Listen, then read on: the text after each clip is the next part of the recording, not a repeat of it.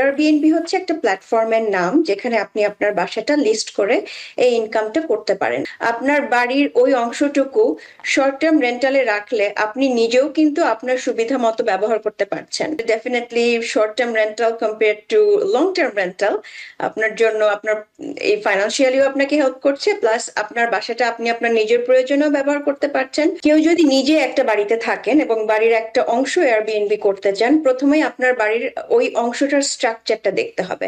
বর্তমান অর্থনৈতিক বাস্তবতা এই যে শর্ট টার্ম রেন্টাল কেন এত জনপ্রিয় হয়ে উঠছে, এটি কি শুধুই অতিরিক্ত আয়ের উৎস নাকি এটি একটি দীর্ঘমেয়াদী বিনিয়োগ কৌশল? আপনার কাছে কি মনে হয়? ধন্যবাদ রানা ভাই আপনাকে আপনার সুন্দর একটা প্রশ্নের জন্য। তো রানা ভাই যেটা বলছেন যে আজকাল এক্সপেন্সেস এত বেড়ে গিয়েছে, মানুষ সবসময় চাচ্ছে একটা এক্সট্রা ইনকাম কোনো না কোনো ভাবে আসতে পারে কিনা। তো আপনার যদি বাড়ি থেকে থাকে সেখান থেকে এই যে শর্ট টার্ম রেন্টাল, এয়ারবিএনবি হচ্ছে একটা প্ল্যাটফর্মের নাম যেখানে আপনি আপনার বাসাটা লিস্ট করে এই ইনকামটা করতে পারেন। এয়ারবিএনবি প্ল্যাটফর্ম ছাড়াও আরো কিছু প্ল্যাটফর্ম আছে যেখান থেকে আপনার শর্ট টার্ম রেন্টাল আসতে পারে। সেটা হচ্ছে আপনার এক্সপেরিয়া, ভিআরবিও, বুকিং.com। এই জায়গাগুলোতে আপনি মাল্টিপল প্ল্যাটফর্মে একই সাথে লিস্টিংটা করতে পারেন। আর যেই কারণে এই জিনিসটা দিন দিন জনপ্রিয় হচ্ছে, তার কারণ হচ্ছে যদি আপনি একটা চিন্তা করেন যে আপনার একটা বাড়ি আছে কিন্তু আপনি যদি লং টার্মে দিয়ে দেন, সে সময় একটা ভয় থাকে যে আপনার লং টার্ম টেনেন্ট হঠাৎ করে ভাড়া বন্ধ করে যদি ওই বাড়িতে থাকতে থাকে আপনি ফাইন্যান্সিয়ালি ব্রোক হয়ে যাবেন। কিন্তু যখন এয়ারবিএনবি হচ্ছে, আপনার কিন্তু সেখানে লং টার্ম কেউ থাকছে না, অল্প সময় আপনার বাসায় থেকে যাচ্ছে।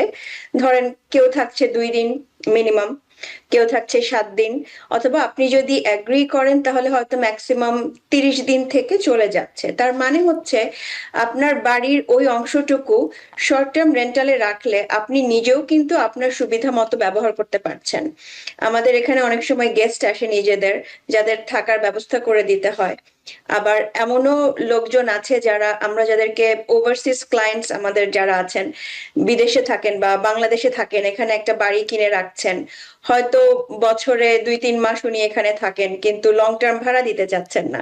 তাদের জন্য শর্ট টার্ম রেন্টাল বা এয়ারবিএনবি প্ল্যাটফর্ম খুবই উপকারী।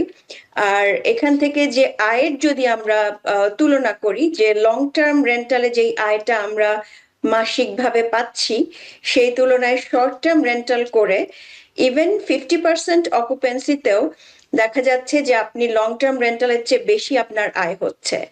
তো আপনারা যদি চিন্তা করে দেখেন তাহলে definitely short term rental compare to long term rental আপনার জন্য আপনার এই ফাইন্যান্সিয়ালিও আপনাকে হেল্প করছে, প্লাস আপনার বাসাটা আপনি আপনার নিজের প্রয়োজনেও ব্যবহার করতে পারছেন যখন প্রয়োজন হচ্ছে, আর অন্য সময় আপনি ওখান থেকে ইনকামও করতে পারছেন। খুবই চমৎকার ধারণা এবং চমৎকার করে আপনি বললেন যে আমার একটি বাসার একটি অতিরিক্ত রুম সেটাকে এয়ারবিএনবি দিয়ে যেমন অর্থ উপার্জন করতে পারছি, আবার তেমনি পাশাপাশি আমার নিজের প্রয়োজনে আত্মীয় স্বজন আসলে বা অন্য প্রয়োজনেও ব্যবহার করতে পারছি।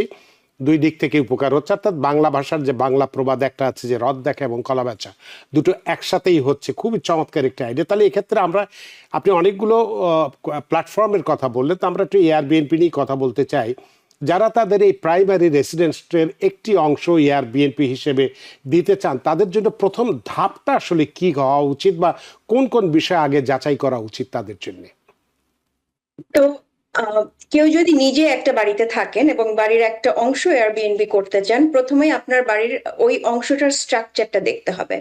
একজন গেস্ট এসে আপনার বাসার কোনো অংশ শেয়ার্ড হিসেবে থাকতে চাবে না, যেমন তার একটা নিজস্ব আলাদা এন্ট্রেন্স থাকতে হবে যেই পোর্শনটুকু সে ভাড়া নিচ্ছে, তার একটা সেপারেট বাথরুম থাকতে হবে।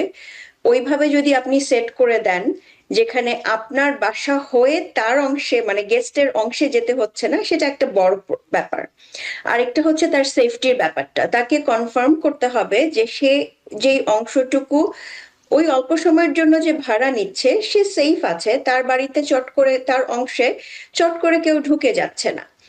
আর আরো কিছু ইম্পর্টেন্ট জিনিস আপনার চিন্তা করতে হবে যে এই মুহূর্তে আপনি ধরেন একটা বাড়ি এয়ারবিএনবি করার চিন্তা করছেন, শর্ট টার্ম রেন্টাল করার চিন্তা করছেন, কেন আপনার বাসায় এসে থাকবে?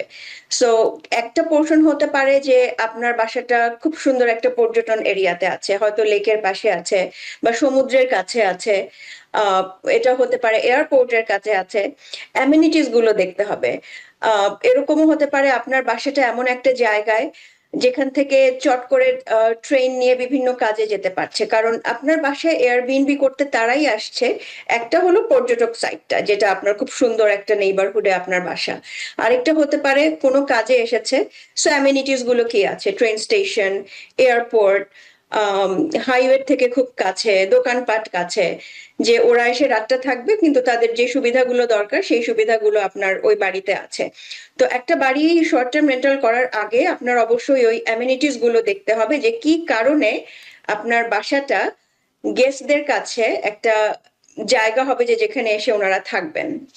সো এই জিনিসগুলো অবশ্যই বিবেচনায় আগে দেখতে হবে যে আপনার বাড়িটা রেডি কিনা শর্ট টার্ম রেন্টালের জন্য।